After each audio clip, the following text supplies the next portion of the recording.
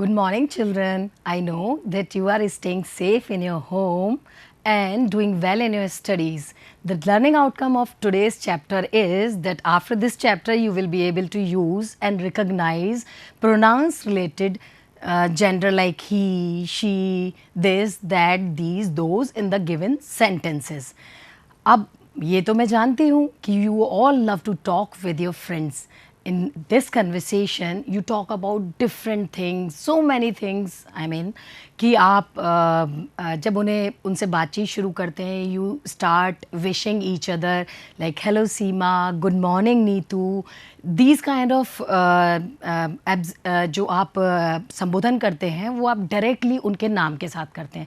पर कभी कभार ऐसा भी होता है कि we talk about other things, other people जो हमारे सामने नहीं हैं, उनके बारे में क्या हम बार बार नाम लेकर चर्चा करते हैं? नहीं, ऐसा नहीं है. हम उनके लिए यह, वह, तुम, वे, वो सब इत्यादि संबोधनों का प्रयोग करते हैं. और इन संबोधनों को हम इंग्लिश लैंग्वेज में किस प्रकार प्रयोग करते हैं ये हम आज के चैप्टर में जानेंगे. दीज जो हमारे संबोधन है, these संबोधन are called pronouns in English language, and we'll know more about these pronouns in the coming slides. But before that, you'll have to understand what is noun. Noun is actually the name of a person, place, thing or feeling like Deepa, Agra, table, love. Noun वो चीज़ है जो किसी व्यक्ति का नाम हो सकता है, किसी स्थान का नाम हो सकता है, हम किसी फीलिंग के बारे में बात कर रहे हो सकते हैं, या फिर हम किसी वस्तु के बारे में बात कर रहे होते हैं. आप इनको बहुत अच्छे से जान सकते हैं इन एग्जाम्पल्स के through. Like first one is Deepa is sleeping. So Deepa here is a noun. Deepa is a name of a girl. तो वो एक नाउन है और वो सो रही है. Next sentence is Ravi went to Delhi. We have two nouns here. First is Ravi is the name of a person. Second is Delhi. Delhi is a name of a place. Next जो हमारा सेंटेंस है, the book is on the table. Now we have another two nouns in this sentence. First is book, next is table. ये दो nouns हैं, दोनों ही नाम हमारे किसी वस्तु के हैं. पहली हमारी किताब, दूसरी हमारी टेबल या मेज. नेक्स्ट आ रहा है हमारा sentence, patriotism is love for country. Patriotism देश प्रेम.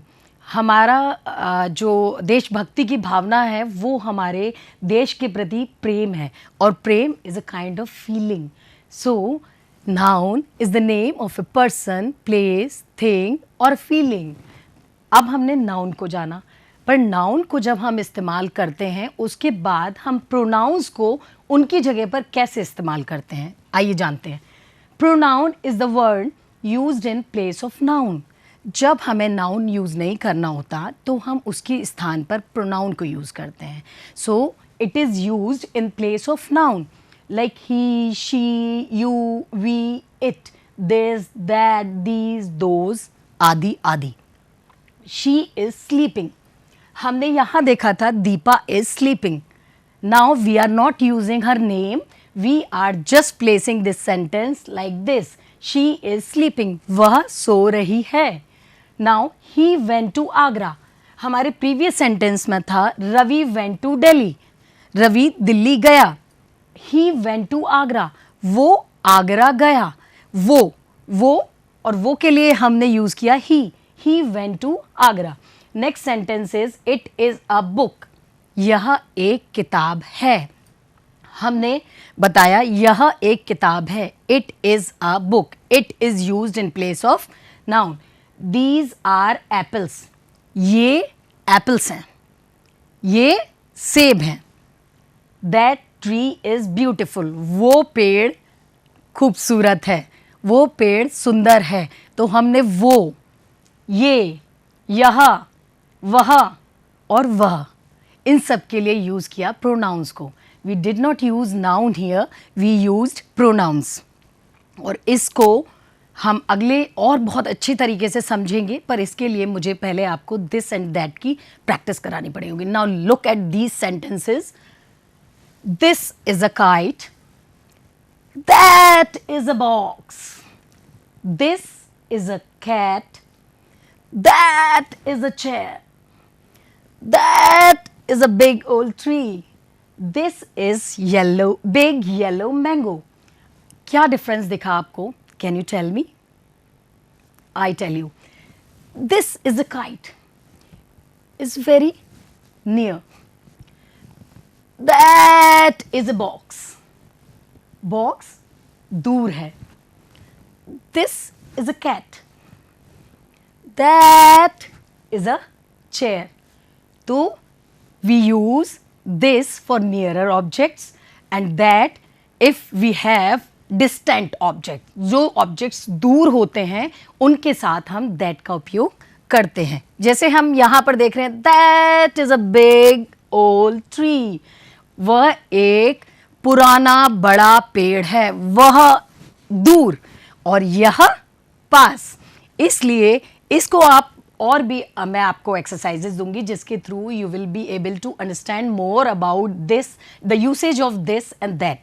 For that we have our next slide. अब आपको इसमें चूज करना है. You have to choose this और that for particular sentence. Like we have this और that is a blue car. Which option you want to choose? This, ये car पास है कि दूर है? बताइए. पास है. And for that purpose we will use this. हमारा जो नेक्स्ट सेंटेंस है दिस और that is a big bus. This और दैट यहां है कि दूर है? हम देख सकते हैं हमारे बस का डिफरेंस जो है कितना दूर है. वो जो डिस्टेंस है वो दूर है. इसलिए हम देख सकते हैं कि ये डिफरेंस ज़्यादा है, ये डिस्टेंस ज़्यादा है. इसके लिए हम यूज़ करेंगे दैट, क्योंकि दैट इज अ बस, वो दूर है. दिस इज अ बुक, बिल्कुल पास है. और दैट इज अ बोट, ये बोट दूर है. वो एक बोट है, वो एक नाव है. दिस इज अ बनाना, ये हमारे बिल्कुल पास है. तो आपने इस एक्सरसाइज से जाना कि we use this for nearer objects and that for the distant objects. जो ऑब्जेक्ट्स हमारे दूर पर होते हैं, जब हम उनकी बातें करते हैं अपने सेंटेंसेस में, वी यूज दैट. अब I'll tell you the difference between this and these. Now look at these sentences. This car is new. This car is new. That car is old. That car is old. As you already know, this we use for nearer objects and that is used for distant objects. तो हमने this और that का तो जान चुके. अब we'll talk about these cars are new. These cars are new. Those cars are old. क्या difference है? इसमें डिफरेंस ये है कि we are talking about more objects, more than one object. हमने पहले बात करी थी एक कार की. So we talked like this car is new, that car is old. We use this and that. But if we want to talk about more than one objects, we'll use these and those. Generally speaking, we use this for a single person or thing, but if we are talking about so many person or things, we use these. In the same way, we use that and those. अब आपको और अच्छे से बताने के लिए I'll talk more about singular and plural objects. Singular and plural जो nouns होती हैं हमारी फॉर्म्स, ये नाउन की फॉर्म है सिंगुलर एंड प्लूरल. ये किस लिए होती हैं? अब आपको इसका डिफरेंस समझना है. सिंगुलर मीन्स सिंगल ऑब्जेक्ट और single person. Plural means more than one, कई सारे, जिनके बारे में हम बात करेंगे. तो हमारे सिंगुलर और प्लूरल के बीच में ये डिफरेंस होता है. इसको समझने के लिए you can look at this slide. Singular refers to one person, place or a thing. You can see there is a single apple. ये हमारे पास सिंगल है, एक एप्पल है. और हम यहाँ पर अब बात करेंगे प्लूरल्स की. Plural refers to more than one person, place or things. As you can see on this slide, apples are plural. 1, 2, 3, 4, 5. We have 5 apples. So we have more than one apple. So it is the plural form of noun. We use s or es to make plurals from singulars. Previously we were having apple. Now we have apples. So we used s. We used s to make it plural. हम plurals बनाते हैं s और es का use करके. Plural का मतलब है बहुवचन, कई लोगों के बारे में जब हम बात करते हैं. इन इंग्लिश हमारे पास सिंगुलर और प्लूरल दो वचन होते हैं. सिंगल का मतलब होता है सिंगल पर्सन या थिंग, जिस भी ऑब्जेक्ट के बारे में बात कर रहे हैं, और प्लूरल का मतलब होता है कई सारे या कोई दो, वो उसको एक से अधिक की संख्या को प्लूरल्स बोलते हैं. Now we'll do a quick exercise about matching plurals and singulars. तो हम यहाँ पर देख रहे हैं we have 1 2 3 buses. We have 3 buses, more than one. So यहाँ हमारी जो buses हैं ये क्या है, singular है या plural है? These buses are plurals क्योंकि ये एक संख्या से ज़्यादा है. Now we have an apple. ये एक एप्पल है तो हम इसे कहाँ ले जाएंगे? हम इसे ले जाएंगे सिंगुलर की तरफ. और now we have 3 more books. 1 2 3 books. So these are plural.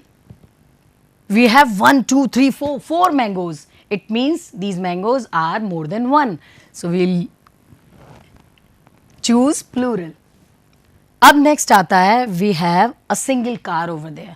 So is it singular और प्लूरल? क्या बताना चाहेंगे आप? ये आएगी हमारी सिंगुलर की कैटेगरी में क्योंकि ये अकेली है.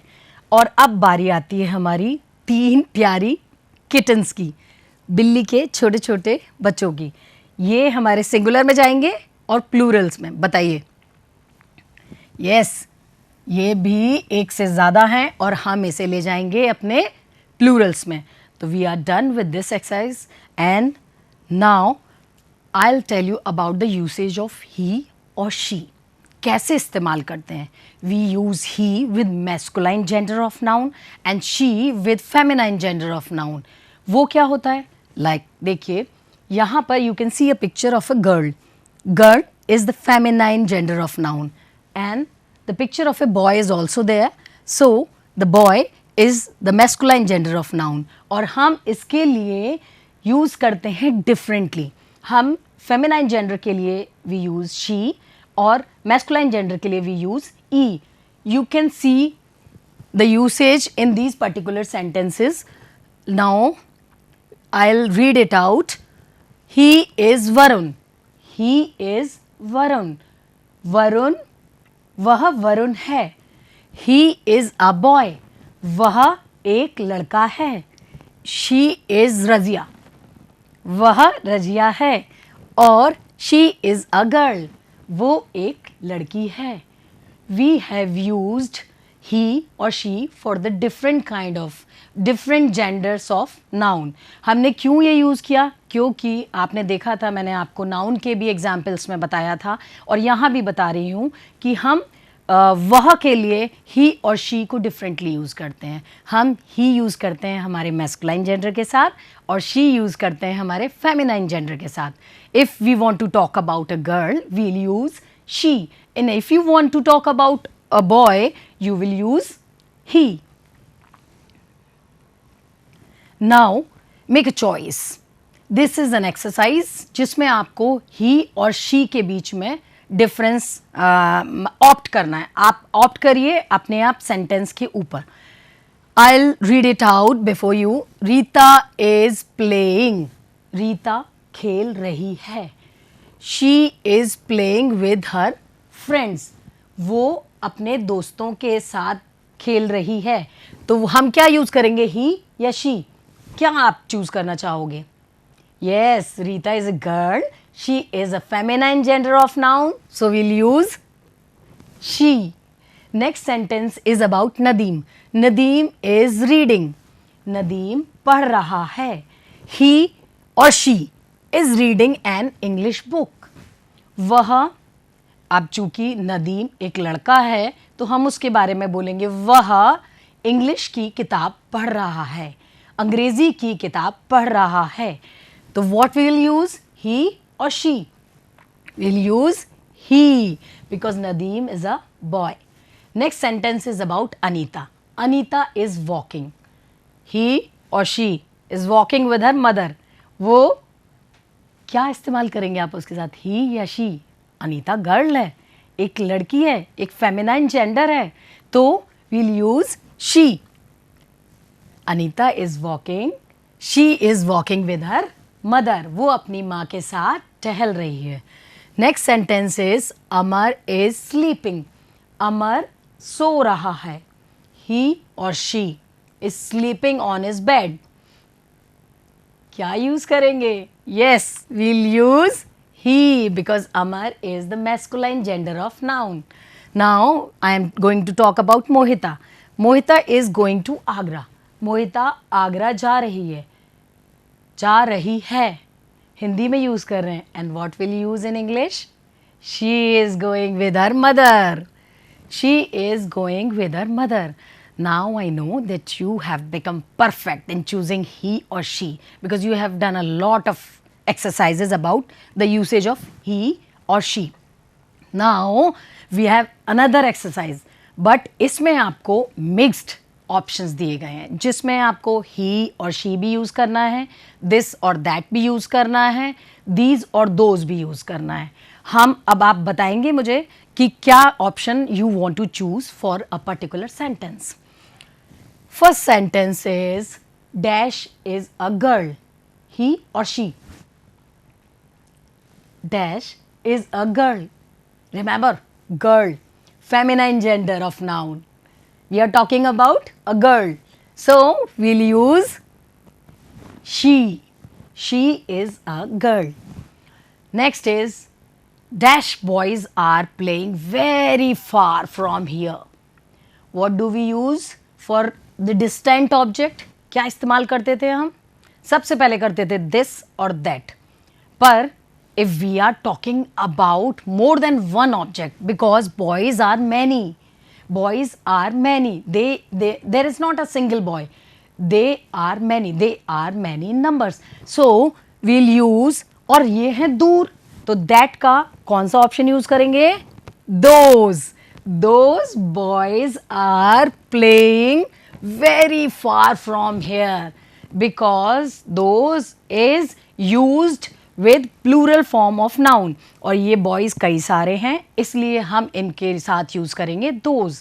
और ये बॉयज़ काफ़ी डिस्टेंट पर हैं, दूरी पर हैं, तो दैट का जो वर्जन यूज़ होगा वो दोज, वो हम इस सेंटेंस के साथ यूज़ करेंगे. Next, dash bananas are ripe. ये बनाना पके हुए हैं. बनानाज पके हुए हैं. बनानाज. याद आया कुछ आपको? वी यूज एस और E S to make plurals. हम प्लूरल्स बनाने के लिए एस और ई एस का उपयोग करते हैं. So now we know bananas is a plural form. अब बनानाज के साथ आपको क्या यूज करना है? क्योंकि ये तो पास में ही है, ये तो दूर नहीं है, ये डिस्टेंस पे नहीं है, तो we'll use these. These bananas are ripe. ये बनाना पके हुए हैं. ये याद करिए, हम यहाँ प्रोनाउंस सीख रहे हैं कैसे इस्तेमाल करने हैं, और वो भी प्लूरल फॉर्म के साथ कैसे इस्तेमाल करना है, वो भी हमारे पास के ऑब्जेक्ट के साथ कैसे इस्तेमाल करना है. Now kittens dash kittens are cute. These और दोज. कहाँ दिख रहे हैं आपको किटन्स? पास में या दूर में? ऑब्वियस है, दूर. I can see those kittens. तो हम यहाँ यूज़ करेंगे दोज. डिस्टेंट, जो डिस्टेंस के लिए हम इस्तेमाल करते हैं दैट का वर्जन, वो दोज. हम अब ये प्लूरल फॉर्म है क्योंकि किटन्स सिंगल किटन नहीं है, दो किटन्स हैं, तो will use those. Those kittens are cute. वो किटन्स, बिल्ली के बच्चे, बहुत प्यारे हैं. Next sentence is about a book. Dash book is interesting. ये बुक जो है वो इंटरेस्टिंग है. अब इस यह के लिए आप क्या यूज़ करेंगे? दिस और दैट. आपको किताब कहाँ दिख रही है? पास में या दूर में? मुझे तो ये पास में दिखाई पड़ रही है।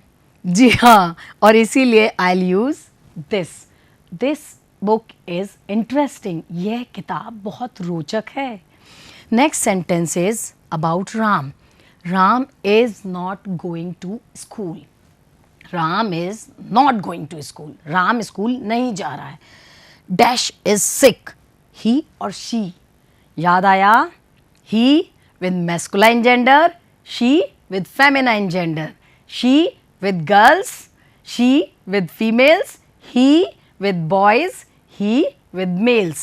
So Ram is a male, so we will use he. Ram is not going to school, he is sick. Ram school नहीं जा रहा है क्योंकि वो बीमार है। अब तक आपने बहुत अच्छे से ये जान लिया कि हम मैस्कुलाइन जेंडर के लिए ही यूज़ करते हैं, फेमिनाइन जेंडर के लिए शी यूज़ करते हैं। दीज और दोज हम तब यूज़ करते हैं if we talk about more than one object और पर्सन।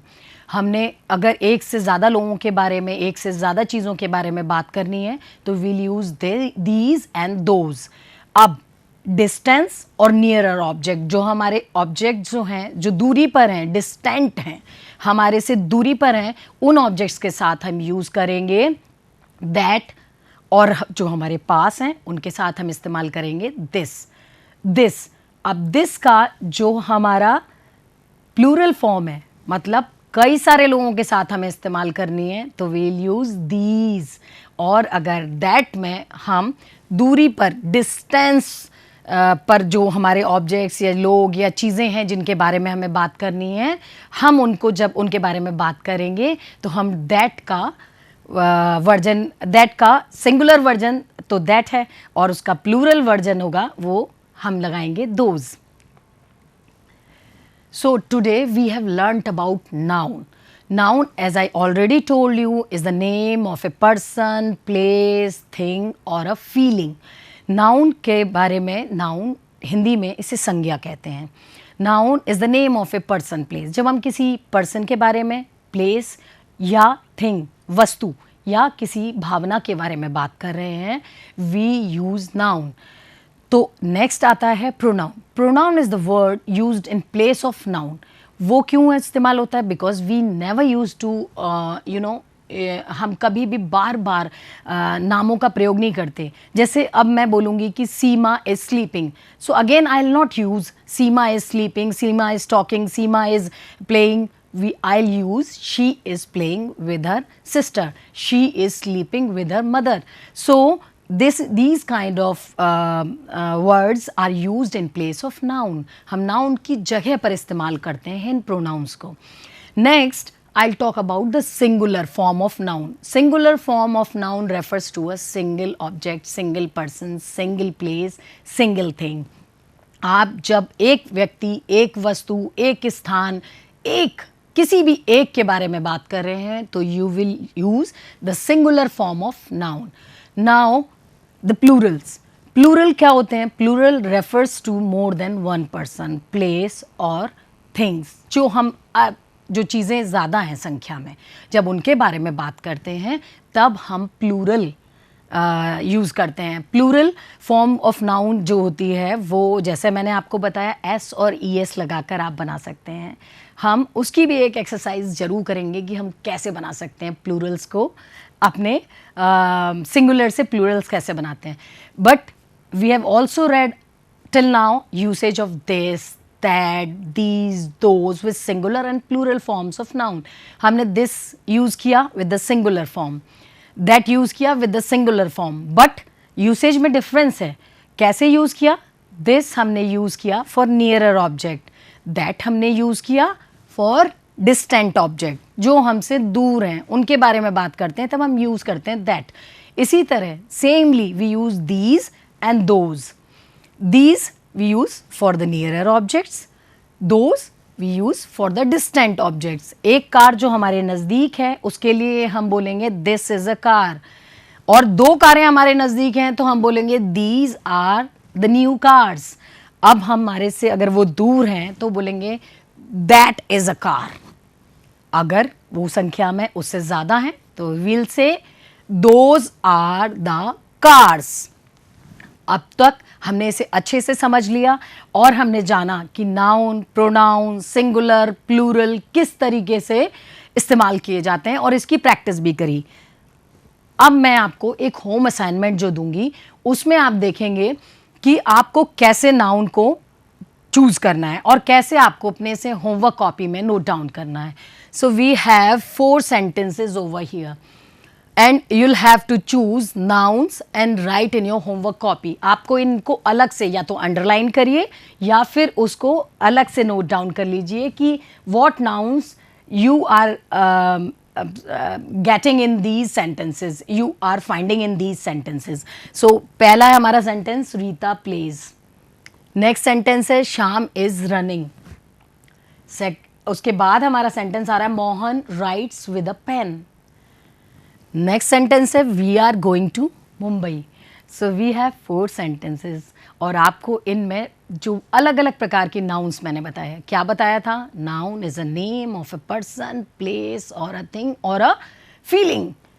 इन चारों पांचों चीज़ों में से आपको खोजना है और इन सेंटेंसेस में से उनको अलग से नोट डाउन करना है या फिर आपको वो अंडरलाइन कर लेना है। You can take help from your elders, आपकी बड़ी बहन, बड़ा भाई या मम्मी पापा, जिनकी भी आप सहायता लेना चाहते हैं आप ले सकते हैं।